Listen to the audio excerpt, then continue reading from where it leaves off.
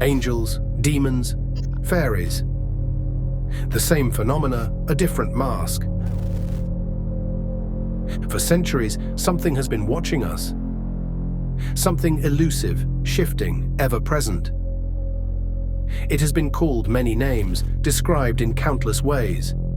Angels, demons, fairies, spirits, gods, extraterrestrials. But despite the masks it wears, one question remains. Are all these encounters pointing to the same intelligence? A force that has always been here, adapting its appearance to fit the expectations of the era.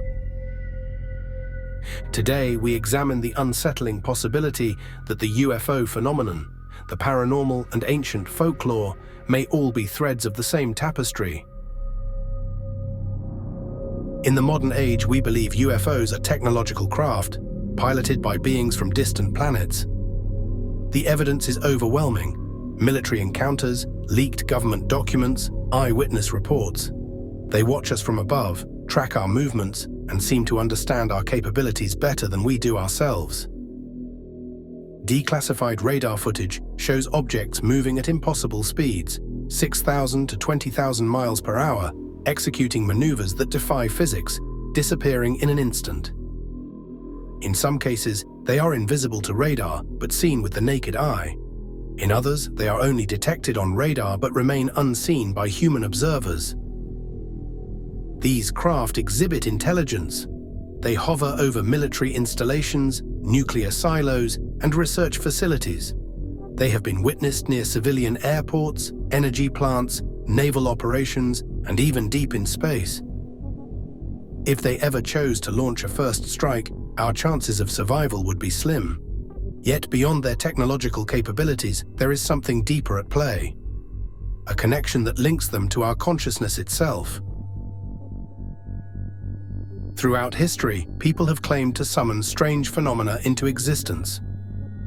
In 1972, the Philip experiment was conducted in Toronto, Canada.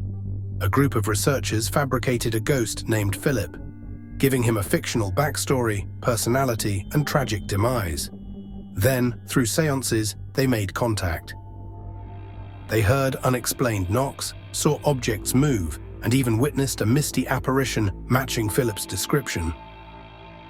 Did they summon a spirit, or did their collective belief bring something else to life? Something that took on the shape they expected? Similar experiments in mediumship have yielded results that defy explanation.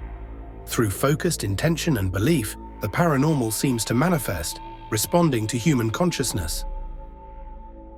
Could UFOs be summoned in the same way? There's a fascinating method called CE5, popularized by researcher Stephen Greer, which suggests that individuals can potentially summon UFOs through meditation and focused intention. According to Greer, by entering deep states of consciousness and directing thoughts toward making contact, groups can supposedly manifest UFO encounters. These groups often travel to remote locations, meditate together, and call out to the phenomenon, hoping it will respond. And in some instances, glowing orbs or lights appear in the sky, seemingly responding to their collective thoughts. If this CE5 method actually works, what might that imply? Could it suggest that the phenomenon is not merely mechanical or extraterrestrial in nature, but rather something that interacts with our consciousness? Could it be that these entities are not merely visitors from far-off planets, but beings that can potentially respond to the mind and intentions of human observers, existing in a realm where human belief and awareness have some effect on the material world? While there is no definitive proof that this method reliably works, or that the phenomenon truly responds to human intent, the possibility raises intriguing questions. If CE5 is more than just coincidence, it might point to a deeper, more complex relationship between human consciousness and the strange phenomena we observe. Long before the flying saucers, there were other visitors, strange beings that emerged from the land itself, arriving in moments of high strangeness, abducting humans, shifting between worlds. In 1907, a peculiar account was recorded in Ireland. A witness saw a massive train-like craft in the sky, filled with pale, human-like figures. It descended over a lake, released a cloud of steam, and disappeared into a nearby fairy mound. A century later, in 1946, Sweden experienced a wave of strange aerial phenomena, nicknamed ghost rockets. Witnesses reported luminous craft descending into lakes, hissing as steam filled the air. Military searches found no wreckage, no debris. The objects had simply vanished beneath the water. Were these sightings different phenomena, or the same intelligence, re-emerging under new guises?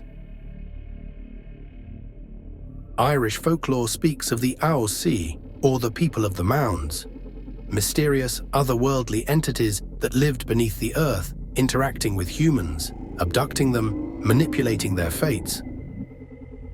Their descriptions vary. Some were beautiful, angelic beings, others terrifying, twisted creatures. But what if the AOC and the UFO occupants are one and the same? If they have always been here, adopting new identities as human understanding evolves? There is another disturbing pattern in UFO lore.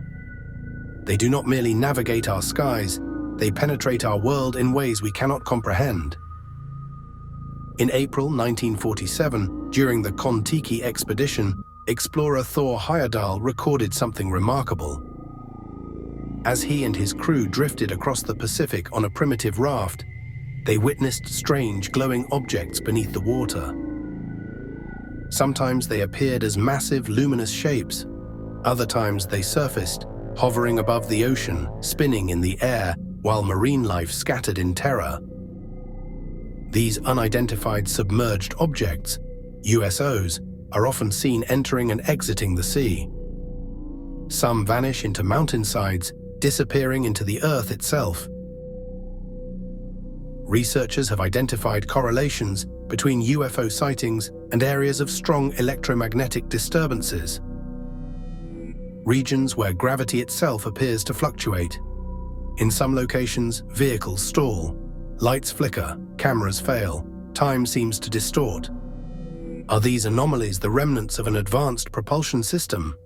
Or is the phenomenon itself bending reality, manipulating the fabric of our world in ways we do not yet understand?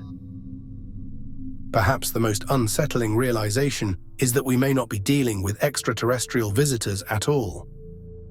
Instead, we may be experiencing a singular intelligence, one that has worn many masks throughout human history.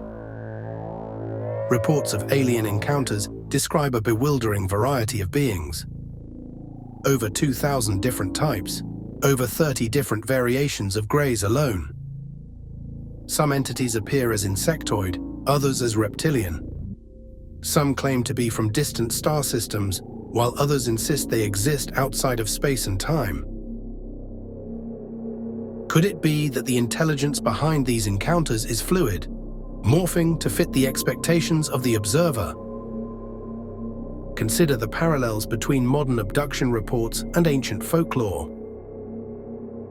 In centuries past, the AOC were said to steal human children, replacing them with changelings. Today, the Greys abduct people, harvesting genetic material to create hybrids. The Fairies led travelers astray into strange dimensions, just as modern abductees describe being pulled into alternate realities. Time and time again, we see the same archetypes repeating across cultures, the same strange interactions, the same disturbing manipulations. Are UFOs physical crafts piloted by extraterrestrial beings from distant worlds? Or are they something older, something interdimensional, something that has been here since the dawn of time? Are they manipulating us, shaping our myths, our beliefs, our reality itself? If so, then what is their endgame? Throughout history, they have guided us, deceived us, haunted us. They have posed as gods, spirits, extraterrestrials. They have led us to believe what they wanted us to believe. So we must ask who or what truly stands behind the mask. And what happens when we finally see its real face?